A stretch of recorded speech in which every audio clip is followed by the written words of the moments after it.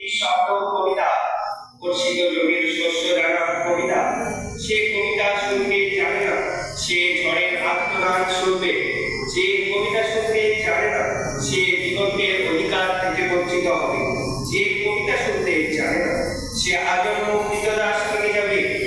আমি উচ্চারিত সত্যর মতো স্বপ্নের কথা বলছি, উন্মনের আগুনে আলোকিত একটি জানালার কথা বলছি। আমি আমার মায়ের কথা বলছি। তিনি বলতেন, প্রবাহমান নদী যে সাঁতার জানে না তাকেও ভাসিয়ে রাখে। যে কবিতা শুনতে জানে না, সে নদীতে ভাসতে পারে না। যে কবিতা শুনতে জানে না, সে মাছের সঙ্গে খেলা করতে পারে না।